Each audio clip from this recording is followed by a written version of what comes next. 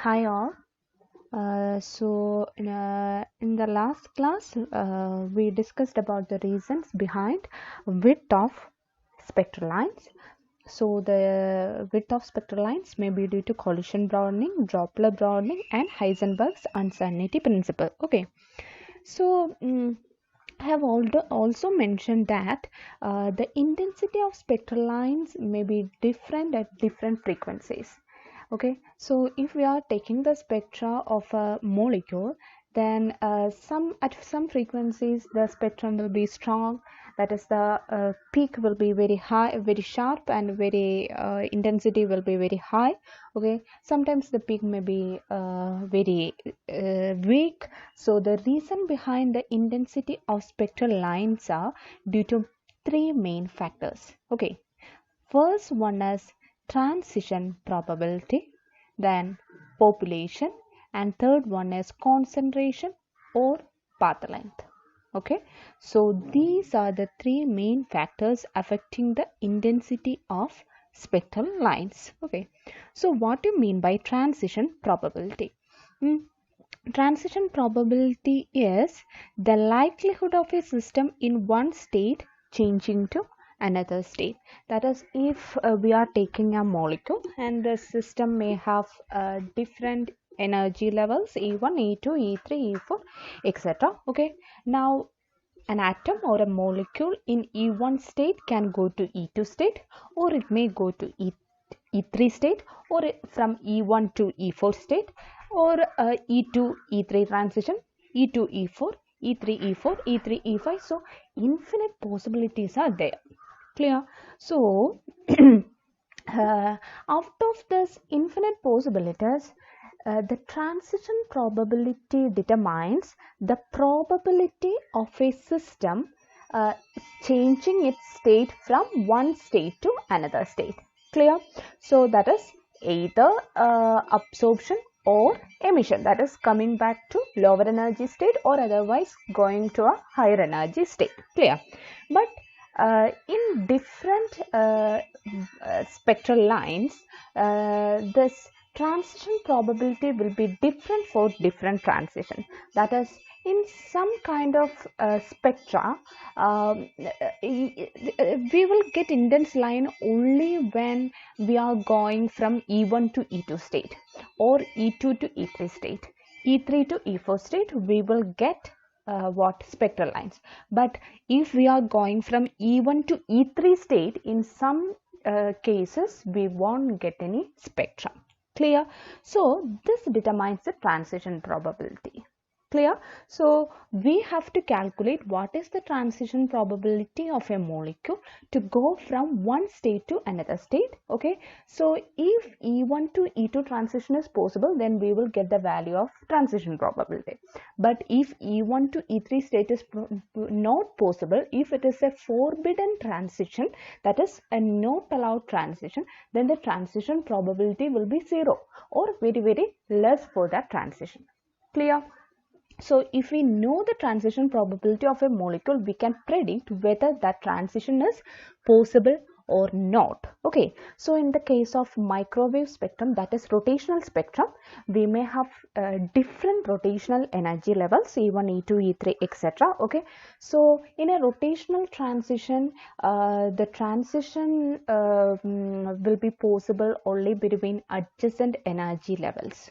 Sometimes, okay, there are exceptions also. Okay, so if transition is taking the transition probability of different rotational energy levels can be find out. Similarly, transition probability of different vibrational energy levels can be find out, or similarly different electronic every energy levels can be find out. Okay, so this is known as the selection rule.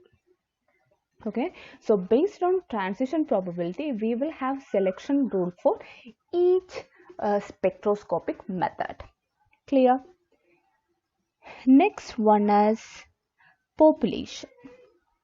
Okay, so population is the number of atoms or molecules initially in a state from which transition occurs. Okay, so if there are n atoms in E1 state, then it will be the population of E1.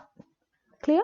So if the number of that is the number of atoms in each state which is found initially, okay, not after transition, the basic number of atoms in each state is known as population. So what do you mean by if the population is very large, that means the intensity will be also large. Okay, if the number of atoms are very large in a particular energy state, then there is a high chance of more atoms will be excited to upper energy state and we will get spectral lines. Then that spectral lines will be very, very intense. Okay, if the number of atoms is very low in a particular energy state, then only very few atoms will be will undergo this kind of transition, and then the intensity of the spectral lines will be very feeble.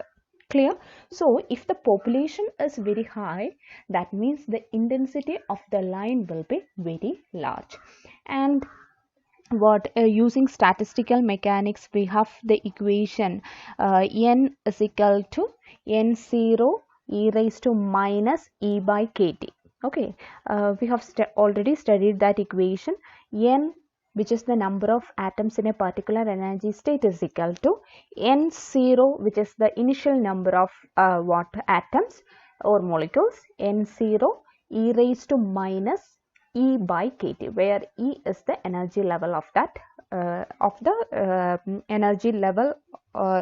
energy of the state from which the transition is occurring. Okay, so that means n is equal to n0 e raised to minus e by kt means initially in that state there were n0 atoms. Okay, but after some times, or if the energy of a state is increasing, if we are going to higher energy state, that is as E increases, it is e raised to minus e by kt. So as E increases, that term will be exponentially decreasing. Okay, that means n will be exponentially decreasing. That is, the number of atoms will be exponentially decreasing as the energy increases. Okay, so if you have E1, E2, E3, E4 energy state, then N0 is the number of atoms in the E1 state, that is the lowest energy state. Clear? But as the energy increases, as we go up, that is for E2 state, the number of atoms will be exponentially less than N0. As we go to E3 state, as further E increases, the number of atoms will be very, very less. Clear? So that is the equation n is equal to n0 e raised to minus e by kt. Now for n2 state, I am taking two adjacent state, that are E1 and E2. E1 need not be a ground state. Ground state means the lowest possible energy state. E1 need not be a ground state. Just E1 and E2 are two adjacent state. Okay. Then I am taking the equation n2 is equal to n0 e raised to minus e2 by kt, n1 is equal to e raised to minus n0 e raised to minus e1 by kt. Now I am taking the ratio between n2 and n1, then n0 n0 cancel each other and we will get e raised to minus of e2 minus e1 by kt. Okay, e2 minus e1 is the energy difference, which is delta E by kt. Clear? So we have the equation at equilibrium n2 by n1 will be is equal to e raised to minus delta E by kt, where k is the Boltzmann constant. Next is path length or concentration of the sample. Okay. So clearly, if a sample is absorbing energy from a beam of radiation, the more sample the beam traverses, more energy will be absorbed by the sample. Okay, so it is the amount of material present giving rise to a spectrum. So if the path length of a sample is very high, that means more time the radiation will pass through the sample and more energy will get absorbed and our spectrum will be very intense. Okay, so One thing that you have to understand is that we might expect that twice as such a sample would give rise to twice absorption, but a very simple argument shows that this is not so.